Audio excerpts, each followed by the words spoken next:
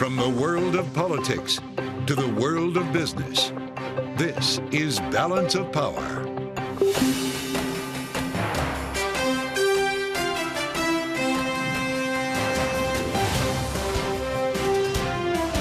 Live from Washington, D.C.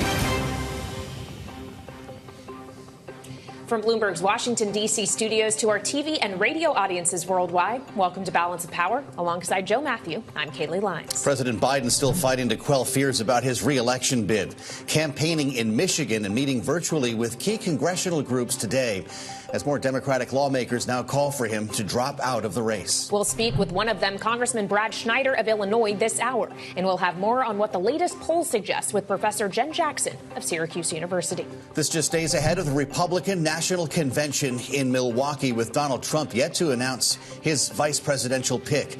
Our political panel with us today to look forward to what will be an interesting week in politics. Kayleigh will be heading there over the course of the weekend, and the narrative is going to shift, of course, to the Trump campaign, with obviously one major blank to fill in here with a running mate after another difficult 24 hours for Joe Biden. Yeah, of course, he gave a press conference at the conclusion of the NATO Summit, one notable gaffe, and yet in the aftermath, it seems he has not been able to entirely stop the bleeding, as now we're up to 19 sitting members of Congress who have called for him to step aside. Far from the 213, of course, that make up the Democratic conference in the House. And Joe Biden still has a number of allies out there, some staunch allies, including one we spoke with earlier today on Bloomberg, Democratic Congressman John Garamendi, who said this about the news conference we all witnessed last night.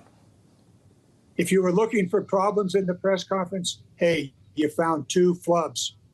Big deal. The reality is he went through an entire litany of international affairs, from China to Russia, the Philippines, the Pacific, and NATO. He did all of that in depth. So what's the problem here? The problem here is a bad debate and a whole bunch of willy-nillys that are scared to death of their own shadow. Joining us now for more are Bloomberg's Megan Scully, who leads our congressional coverage, and Laura Davison, who is one of our politics editors. So, Megan, just to begin with you, as so much of these calls now we're focused on are the ones coming from Congress. It's not just the ones who have publicly come out and said Joe Biden needs to step aside, but also the ones in which we're required to read between the lines a bit. Hakeem Jeffries, the House Democratic leader, putting out a Dear Colleague letter today saying, I talked to Biden last night. I expressed what he described as the breadth of insight, heartfelt perspectives and conclusions about the path forward that the caucus has shared in our recent time together. Nothing about whether that is a desire for him to stay in the race or leave it. Yes, it is. He has played his cards very close to his vest this week as he spoke with every member of his caucus, all 213 of them, and relayed their concerns, their messages of support, what have you, because it really does span the spectrum to the president last night. He, of course, will be instrumental in whichever way this ends up panning out. But the president is marching forward today, meeting with other congressional Democrats, particularly key groups, the Congressional Black Caucus, the Hispanic Caucus. He's supposed to meet with progressives over the weekend. So he does seem to be pushing forward. So whatever Hakeem Jeffries said to him in that meeting yesterday certainly doesn't seem to have been stand down. Well, the number of defectors still going up. Kayleigh, to your point, we're at, 19 now, still just one senator. But, Laura, there were stories about dozens of Democratic lawmakers preparing to issue pre-written statements following the NATO summit, that there'd be maybe a letter with 40-plus names on it. That still has not happened yet. What do you make of it? So the conversation really shifted after the press conference. There were the two notable flubs where he called two of his allies, Kamala Harris and Zelensky, by sort of their corresponding enemies, Trump and Putin. But then the rest of the press conference went pretty well. He had command of the facts. He was talking about some complicated stuff, a wide-ranging issues. And people said, OK, hold on, let's just see what happens here. And there was also a realization that publicly coming out against Biden is not helpful, that has only made him more defiant, more steadfast, and that, doing soft power, reaching out to him. There are also stories that now his aides are kind of being able to talk to him. They're doing some internal polling, that may be a better path forward than a bunch of, fighting this out in public. Well, we actually are seeing Joe Biden now in Michigan live. You can see the images if you're watching on Bloomberg television. And the subject of polling that you were just raising, though, Laura, this is something that Biden talked about in his news conference last night. He suggested that until his team comes to him and says, the polling suggests there is no way you can win, he's not going to leave the race. And we got fresh polling from, say, the NPR Marist poll today that actually shows him ahead in a head-to-head contest, even if he is behind Trump when you add in third parties. Is the polling indicating right now that Joe Biden is not going to win this race, or just that Joe Biden is not believing the polls that are saying so? The polling, and this is true, going back 6 months and will likely be true going forward, is that it is a neck-and-neck race. Polling is a snapshot in time. There's a bunch of different ways to measure this, but it is unlikely that there is going to be a series of polling that shows that there's no way Biden can win. That's just not the state of the race here. So that's sort of, he set a bar there that, almost certainly, the polls will show him, within a couple points. There's a lot of polls happening, specifically looking at, these states, it's going to be 10,000, 20,000 votes that make the difference. And so that was sort of a way for him to be, point at something that he won't actually have to follow through on. So we're still here talking about it. A lot of references to limbo today in the Democratic political world here in Washington. How much time does he get? Is it through Milwaukee as attention shifts to the Republican ticket and the excitement around Donald Trump for half the country? Next Monday, a reckoning? What do you think? I think we're in very uncharted territory right now, and, it's impossible to say. Certainly there is concern within the Democratic Party that the longer he waits, should he drop out, that the more difficult it will be for the party to recover from that. Yeah. And not just Biden, but the down ballot races as well. We talk about polling, we're talking about presidential polling, but really, there's growing concern among House Democrats that they're not going to be able to take over the majority of the House had they had hoped because, of concern about the trickle-down effect from the top of the ticket and low turnout. I could see perhaps something happening, after Milwaukee. All eyes will certainly be on the RNC next week.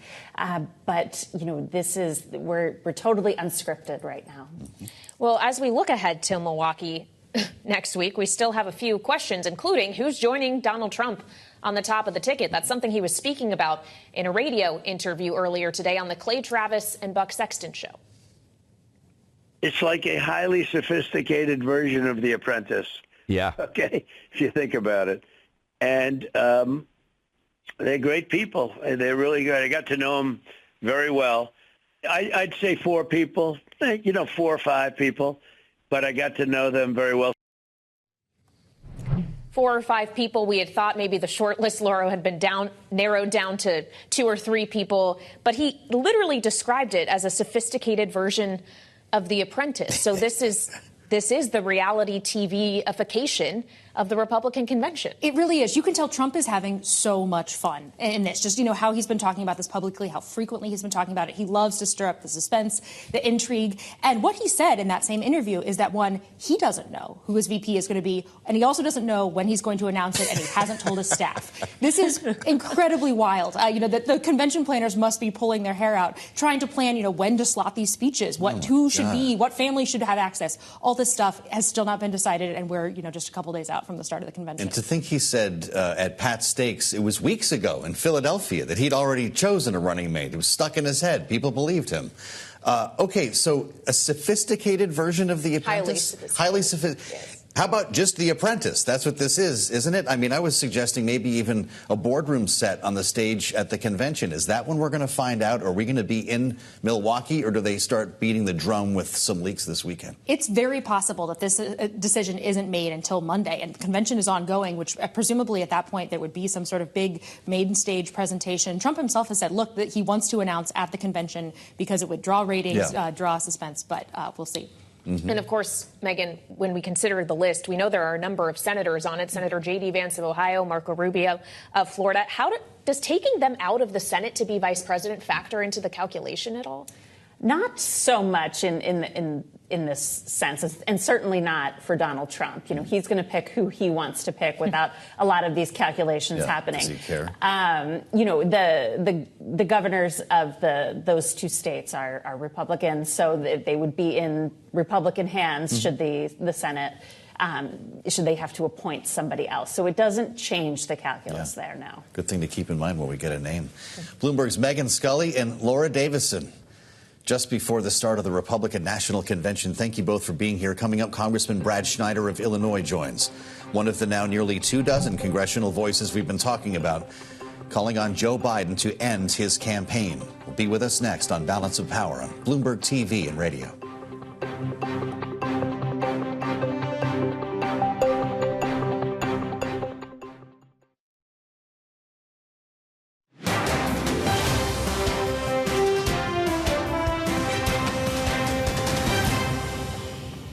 In terms of mental acuity, in terms of his physical ability, is he still the same man? Physically? Yeah. I don't think so. And mentally, I do think so. He is still grasping what this country is all about. He knows what a democracy is all about. He knows what we need to do as a country to take advantage of the future. South Carolina Democratic Congressman Jim Clyburn earlier today on the Today Show reiterating his support for Joe Biden in his re-election campaign, of course credited largely with Joe Biden winning the first time around. Now, as we mentioned, we're at about 19 lawmakers in the House on Capitol Hill, to be more specifically, who've called on Joe Biden to drop out of this race, and we're joined by one of them, calling on the president to end his campaign, Congressman Brad Schneider of Illinois. We appreciate your joining us this evening, Congressman. Why is Jim Clyburn wrong? Thank you. I don't think Jim Clyburn's wrong. I think Joe Biden has been a great president. I think he absolutely grasps what we're fighting for, protecting our democracy, securing the future of our country for our children.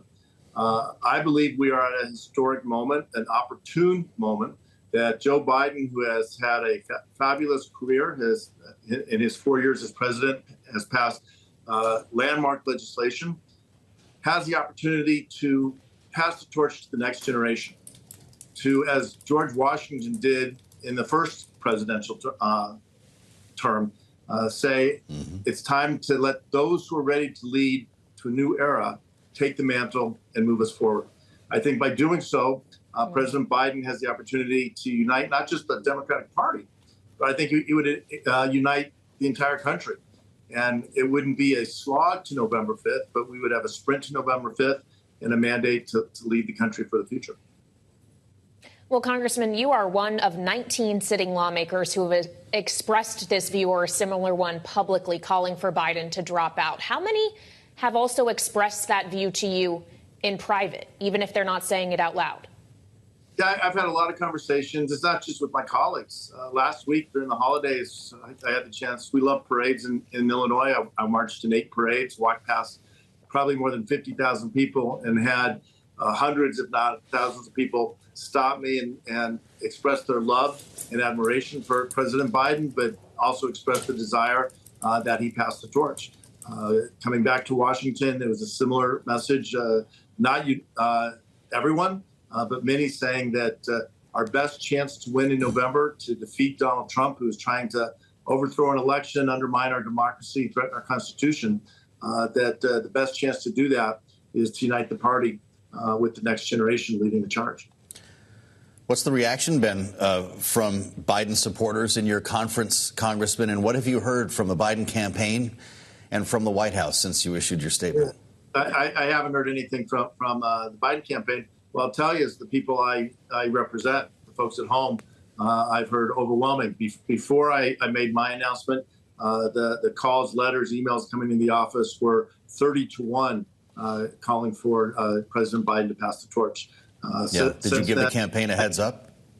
I did. And since the announcement, I would say it's probably running 100-1 supportive of my position. Well, Congressman, as you call for Biden to pass the torch, there also is the matter of who that torch is passed to. Are you advocating for Vice President Kamala Harris here or something else? Should this truly be an open convention at the DNC if that is what you're seeking? What I'm saying is we have a lot of people who are ready to step forward. President Biden said it beautifully yesterday. Well, he stumbled, but we know what he meant when he said he would not have picked Vice President Harris for the job if he didn't think she could have done it the day they took office. She would be an outstanding choice. We have governors all across the country, from California to Illinois to Delaware and everywhere in between, who have a demonstrated record of accomplishment within their states and working with their legislatures, getting things done.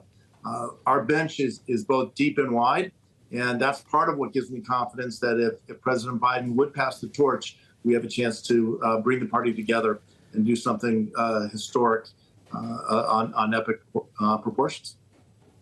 I know you got a Dear Colleague letter from Hakeem Jeffries earlier today, Congressman, after he met with Joe Biden last night. He expressed, according to the note, the full breadth of insight, heartfelt perspectives and conclusions about the path forward that the caucus has shared in our recent time together. I suspect he relayed your messages, among others, that he's hearing. How's Hakeem Jeffries doing? Is he giving this too much space? Does he need to take a stand on Joe Biden's candidacy now?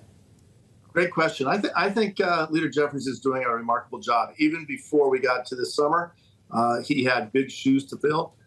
Speaker Emerita now, Nancy Pelosi, will go down in history as an epic Speaker of the House. And to fill those shoes is no easy task. Speaker Pelosi passed the torch, handed off the baton in a magnificent way. I think there will be books written. There will be students will study the transition from Speaker Pelosi to Leader Jeffries for a long time. And I think Hakeem has moved into that role with confidence, with pride, and holding the caucus together through very difficult times. We had what I call the student council election in January of last year, to the debt limit debate, to the breakdown of the Republican caucus last fall. And here we are today. But Hakeem's done a remarkable job. Well, sir, you speak of holding the caucus together, and yet when you have 19 members, I guess 18, because there is one senator included in that count, saying President Biden needs to step down, and more than 200 others not saying the same, but at least on the appearance level, the caucus doesn't seem to be together. And I wonder how you see the party putting the pieces back together again in time for November, if indeed a torch is passed. Yeah, I have no doubt we'll put the party will be on the same page. I think what you're seeing now is people going through, checking their own gut, deciding what's best for themselves and the districts they represent. Each of us comes from a different place across the country. What is uniting us, and there's no debate on this, is that Joe Biden's been a remarkable president, that we owe him a great debt of gratitude, literally for saving our democracy 4 years ago, but also for putting us on a course to get through COVID, the Infrastructure and Jobs Act, rebuilding our infrastructure, the Inflation Reduction Act, growing our economy, chips and science, bringing manufacturing back to the United States. That list goes on and on and on. Where the debate is we all know we want to go to the same place. We not only have to defeat Donald Trump, but we have to find a way to continue to move the country forward and to build on the success of the last 4 years of the Biden administration. What's the best way to do that? We are having an active debate, and that's what Democrats do, rather than falling in line. And what we see on the other side is really a cult of personality, and that's the distinction, a very important distinction in our parties. Whether we're headed for a brokered convention or it is, in fact, Kamala Harris moving forward here with the ticket, Congressman, how much time does Joe Biden have? We're about to go to Milwaukee for the RNC. How much time does he have before the Barry Goldwater moment needs to happen?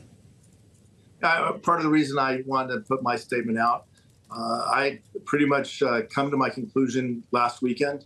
I have a basic philosophy. When you have a conclusion or you think you know the answer, dig a little bit deeper. I wanted to come back to Washington, talk to my colleagues, hear what my constituents had to say, and I did that. The reason I came out yesterday is because I do think time is of the essence. We're less than 4 months away from the election. We need to unite the party. Yeah. Again, if we unite the party, I think we can unite the country. And this is a historic opportunity. All right, Democratic Congressman Brad Schneider of Illinois calling for President Biden to step aside. Thank you so much for joining us. Now, still ahead, we'll break down this week's economic data and what it means for the president and the Fed, for that matter, next on Balance of Power on Bloomberg TV and radio.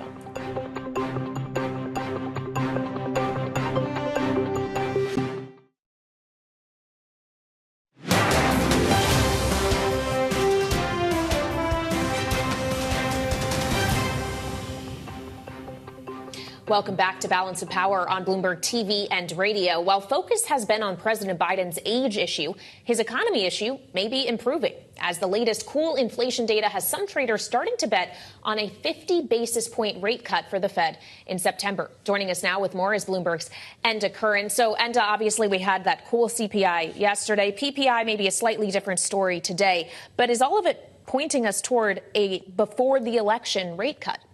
It feels like it was a very important week for the inflation story, totally overshadowed by the politics, of course, but we had inflation numbers showing us that gasoline prices were down, airfare prices down, Delta Airlines talking about consumers in a battle for the cheapest tickets, for example. Cost of shelter slowing for the first time. That's a key indicator to keep an eye on. Across used cars, new cars, across the board, the inflation data was better, suggesting that maybe now the inflation story is turning a corner. And then to your point, Haley, that lit up Wall Street. They're now putting money down on this idea that the Fed will not just go in September, but you have people betting on a 50 basis points move in September as well. So, yeah, a rate cut could be a live option now before the election. Interesting to look under the hood at some of the other trends here. We saw gas prices with a pretty significant decline. To your point, shelter. And the Fed chairman referred multiple times, 2 days of testimony, to the job market being in balance. What does that mean when we consider their potential moves on interest rates through the guise of the dual mandate? I mean, it's jargon for the jobs market is softening a bit, right? And it means that red hot story that we talked about last year with job shortages and not enough workers, this kind of thing, that's kind of come out of the market now. And if anything, people are warning it's an inflection point. So the next move in the jobs market will be people actually losing jobs. A lot of what's happened now is that jobs that were advertised, companies have just taken them down. They're not going to fill them anymore. But the next phase might be cutting jobs. That's what the Fed is worried about. And that's why people think they might cut sooner to get ahead of that turn in employment. But then, of course, there's the question of the political implication of doing that cut sooner. Even though the Fed says it's independent, it doesn't necessarily mean it will be viewed as such. No, obviously the Fed does not want to get caught up in the political crosshairs, but you have to say if the data is telling it you have to move and move now, well, on the one hand, if they cut rates before the election, they will be blamed by one side for, maybe favouring the current administration. If they hold off and don't cut and then cut after the election, then they'll be blamed by the Democratic side for why didn't you do that before the election anyway. So it's kind of a no-win situation for them. It is going to be a very politically hot topic, but whether or not one rate cut makes a big difference at opinion polls, I'll leave that to the experts. Fair enough. We'll be hearing from them, too, right here on Balance of Power, including Enda Curran. Thank you, Enda, for being with us. We'll have more on the reaction to President Biden's news conference last night coming up with Jenn Jackson, political science professor at Syracuse University. Our signature panel with us later this hour, Rick Davis and Jeanne Zaino. It's all ahead on Balance of Power on Bloomberg TV and radio.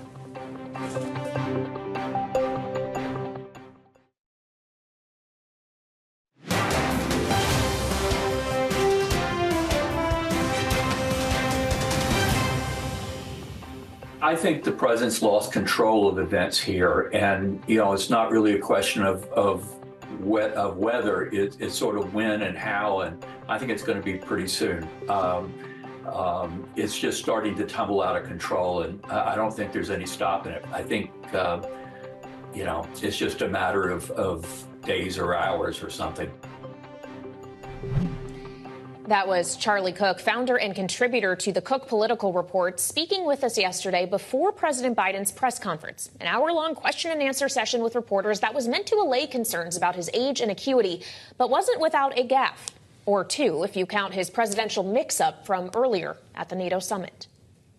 Now I want to hand it over to the president of Ukraine, who has as much courage as he has determination. Ladies and gentlemen, President Putin. What concerns do you have about Vice President Harris's ability to beat Donald Trump if she were at the top of the ticket? Look, I wouldn't have picked Vice President Trump to be vice president, but I think she was not qualified to be president. So let's start there. Let's bring in now Professor Jenn Jackson, political science professor at Syracuse University, for more. Jen, there's a question of whether or not Joe Biden did more damage, was able to repair some damage, or just maintained the status quo with this press conference yesterday. Aside from the gaffe, he did speak pretty extensively on a number of foreign policy issues. Is it likely that any minds were really changed? Unfortunately, no, I don't think so. I think that the gaffes, we saw this from the questions that reporters had after his brief talk. The gaffes really highlighted their concerns that he's not quite in full control of his faculties, right? And I don't want this to be a conversation about his age alone. There have been conversations about potentially he's over preparing for these conversations because he is concerned about the optics and the concerns about his age. So I think some of this is also getting chalked up to nerves, right? But either way, he is not doing the work that's necessary to reassure voters that he's ready for the job for the next 4 years. So what does that look like? Because we're looking at a fairly short window. I'm guessing here, Jen, we've got Milwaukee next week, and then we turn our attention to Chicago, and the idea of a contested convention is a lot scarier to some Democrats than just keeping Joe Biden right in the chair. What does he do in the next 2 weeks? What he's really got to do, and I think what Democrats at large have to do, is get really serious about if this is going to be the candidate, if he is the guy, he says he's the guy. What does that mean for his surrogates? What does that mean for one single unified message that they can get out to voters about his preparedness? They haven't done this yet. And this is something I frequently talk about with the comparison between the Democrats and Republicans. Republicans can really get behind one singular message or set of narratives, and they really push it to voters. Democrats have consistently struggled with this, and it's very clear to see the dissension between factions in Democratic parties and groups. It's very clear to see when there's issues between the Harris camp and the Biden camp, and they've got to get on the same page. If they do not, they are not going to be successful in November. Well, as we consider what it takes to be successful in November, we do have some comparison to what it took to be successful the last go around in 2020. And what we do know is that Joe Biden, in order to win, relied on a coalition in part comprised of voters of color, be it Hispanic voters or black voters, young voters as well. We know he spent some part of his day today reaching out to the Congressional Hispanic Caucus, the Congressional Black Caucus. Notably, publicly, most of them still seem to be behind him. The defectors that we have seen, by and large, do appear to be predominantly white. And I wonder, Jen, how you read into that. Is he doing the right kind of outreach? I think he's doing the traditional kind of outreach that he's used to in all his years in Congress and now his few years in the White House. I think that one thing that the Biden camp has not gotten quite yet is that these voters are different. Young people are different. His kind of failings on Gaza over the last 9 to 10 months really resonates with young voters. It's not a positive outlook for them when they think about who is going to actually look out for the concerns that are centered in their day-to-day lives. And on issues, like abortion, democracy, they believe that Biden can do the work, but they are not confident that he is of the presence of mind to see it through. So I think outreach is fine. Outreach is great. But what he's got to do is reassure. And that's where he's not really getting that across. Well, we've been struck by the support from the CBC, the CHC, the Squad, Alexandria Ocasio-Cortez personally almost playing a Clyburn-like role these past 2 weeks. Jen, they brought him to the dance the first time. Do they have the influence to do it again under these conditions? They don't. I want to be completely honest here.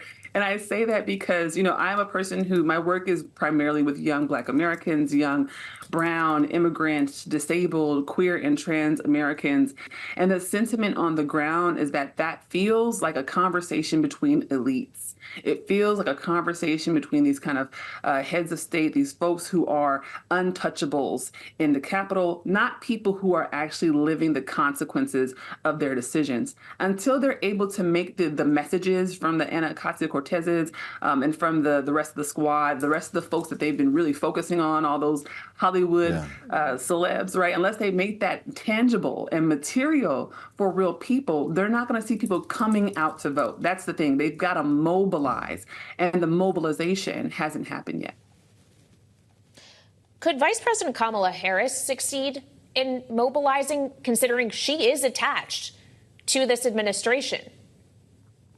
You know, that's a complicated question. Vice President Harris has had some complex kind of opinions on issues that affect young people in particular, especially young Black folks. Her history in California, one that I have a very intimate relationship with, growing up in Oakland, California, and we were born at the same hospital. I know her very well. And a lot of young people feel that her tough on crime ethics early in her career that's indicative of who she's going to be if she ever ends up being the president of the United States. So she hasn't done enough yet to reassure folks that she will not turn back the hands of time over the last 10 years, the work that has been done on abolition, on police reform, on criminal justice. She has the ability to mobilize older Black Americans, older Latinx Americans, who I think are not as affected by those issues, but she does not right now have a stronghold among young people. Really critical view from Jenn Jackson. Thank you, Jenn, political science professor at Syracuse University. Coming up on Balance of Power, our political panel is back with us after a late night. We'll have more on President Biden's news conference with Rick and Jeanne in the upcoming Republican National Convention. It's Milwaukee or bust next on Balance of Power, Bloomberg TV and radio.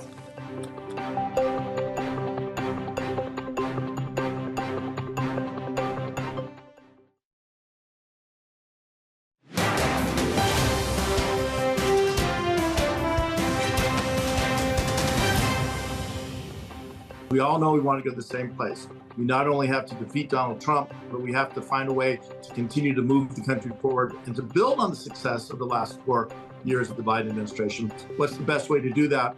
We are having an active debate, and that's what Democrats do, rather than falling in line. And what we see on the other side is really a cult of personality, and that's the distinction, a very important distinction in our parties. That was Congressman Brad Schneider of Illinois speaking with us just moments ago here on Balance of Power after joining a growing list of Democrats calling for President Biden to step aside.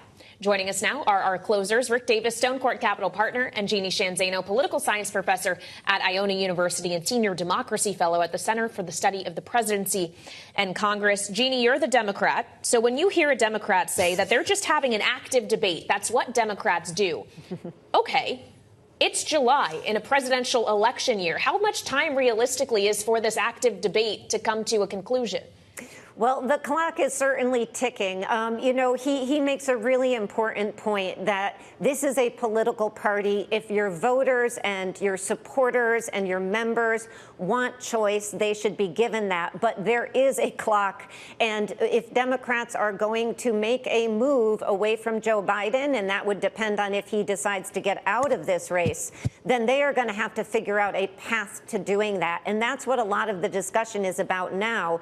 It's number one, does Joe Biden step aside? And then number two, what does it look like as they try to find somebody to replace him? And of course, there is concern in the base. They do not want people in back rooms of the party making a choice. They want to have an ability to look at several candidates if this happens and vote. And that's going to be difficult to do with a time frame this short at this point. Of course, Jeanne and Rick were with us in our special coverage surrounding this news conference last night. Let's go back for a moment with President Biden.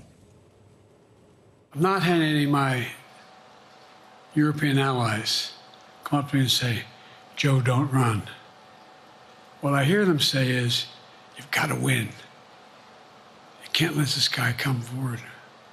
He'd be a disaster. He'd be a disaster.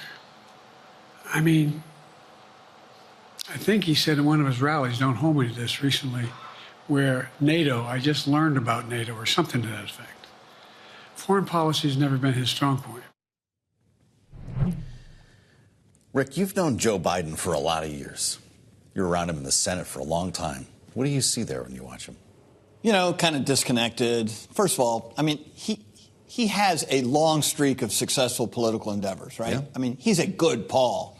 And he's a Paul. He likes to talk about politics. He loves to read polls. The idea that it's somehow a good thing for his presidential campaign to talk about how European leaders want him to be president, right? I mean, like, MAGA loves that. It'll be a commercial in September. Wow. Do you want to be run by the cabal in Europe, or do you want to run your own country? I mean, like, it writes itself. And so to make a mistake like that, to actually lean in on that in a press conference where every word you say is going to matter. The entire premise. To just be flippant about it and actually make it believe that somehow he should be reelected because the Europeans like him is nuts. I mean, it's a really big mistake. And that is not the Joe Biden I've known for, too many years. I don't want to date myself since age is a big issue these days. But it's just a mistake. And I was shocked that he would make that kind of mistake. Well, now Rick is making me wonder if a conversation we had earlier today with the foreign minister of Poland, Radek Sikorski, might end up in a campaign ad, because this is what he had to say about his recent interaction with the president. We had a summit with President Biden in March with our president, our prime minister. I was there. We had, I think, 90 minutes of conversation. President Biden was focused, strategic, and quite humorous, actually. Slip-ups happen, but we need America to lead, and President Biden is leading the effort on Ukraine, for which we are very grateful. He was even funny, Jeanne, to quote one of our producers who watched that interview with Minister Sikorski earlier. But he talks there about 90 minutes of conversation. Last night was about an hour of answering questions from reporters. Does any of that time add up to be enough when there is such a large kind of existential question about your ability to continue for 4.5 more years?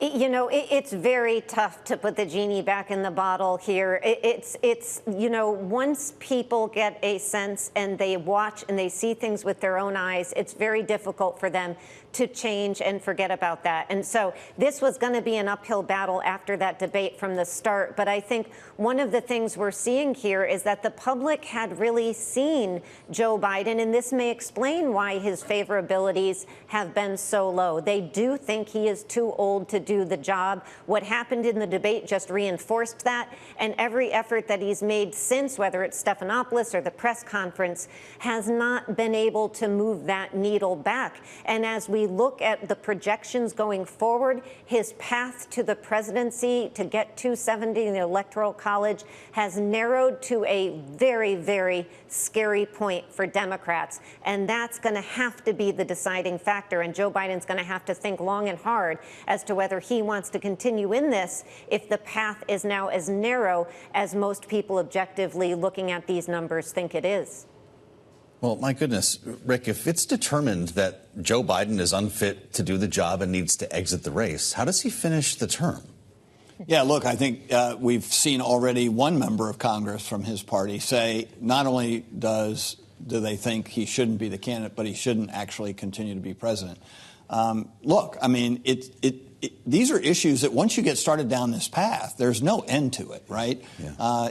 I think it's a legitimate question to say, oh, my God, if he's, getting this amount of criticism from his own party about, sustaining a campaign, what do they think he's doing in the Oval Office? That's why I don't think he has the luxury time. Everyone's like, he's going to sort of kick the can and go through the week and, see what happens at the Republican convention, see who they nominate and elect as their vice presidential candidate, and maybe warm up the rest of the party with all these events. The reality is he's out of time.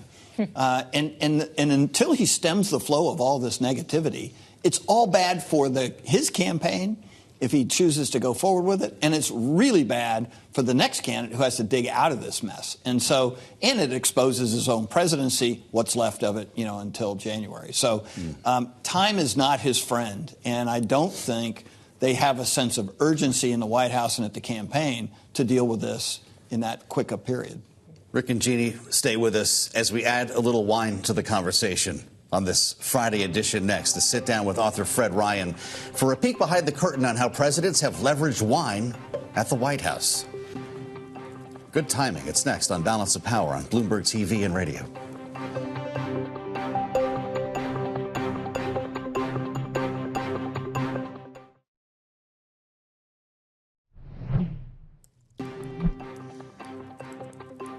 This is Balance of Power on Bloomberg TV and radio. Thanks for joining us.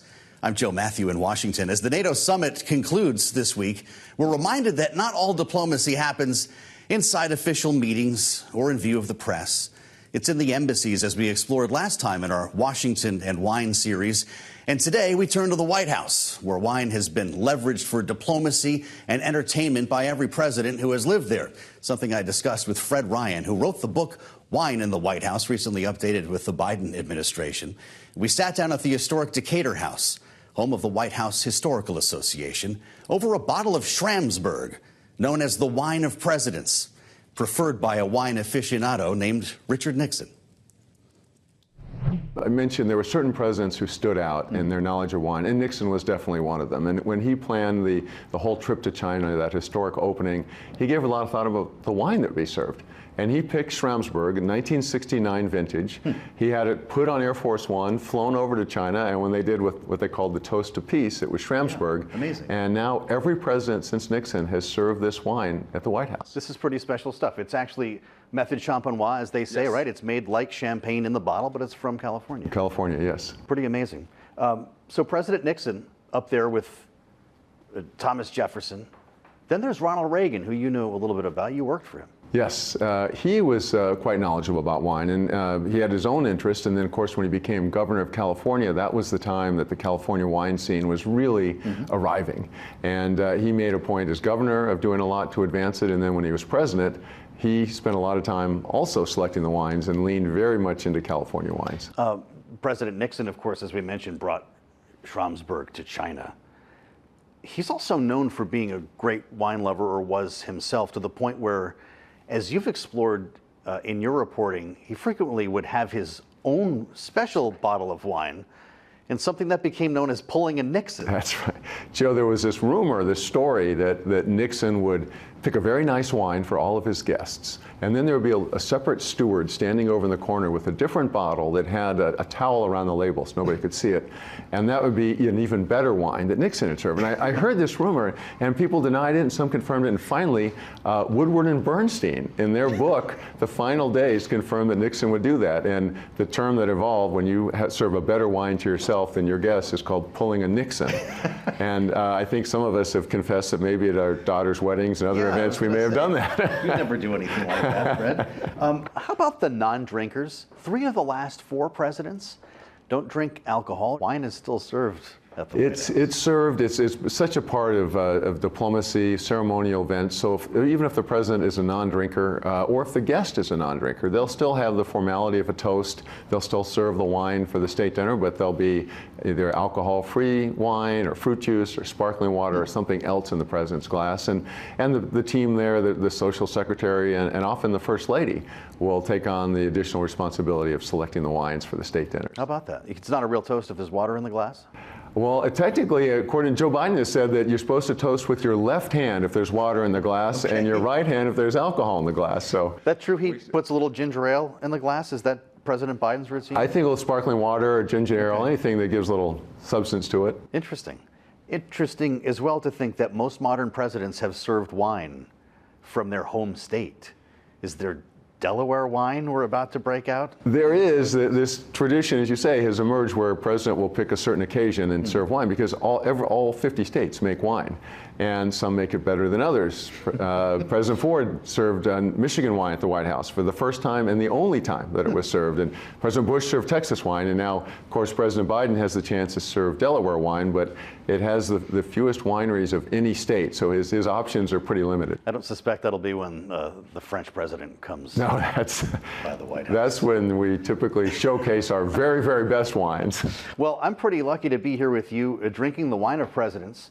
Fred Ryan, I want to say congratulations on the book. Thanks for being with us today on Bloomberg, and cheers. It's my pleasure. Thank you, Joe. Cheers. The updated edition of Fred Ryan's book, Wine in the White House, is now available. You can find my full conversation with him and a lot more from our Wine in Washington series on the terminal and online. I'm sure, Kaylee Lyons, you would never pull a Nixon. We're on our way to Milwaukee, though, and we've got a lot to plan for next week. Yeah, I guess we'll see if we're drinking wine or beer to go with. That's right. Everything else Milwaukee has to offer. But, of course, it's going to be a big week in which we will get some big news, we're assuming, finally, the vice presidential pick of Donald Trump.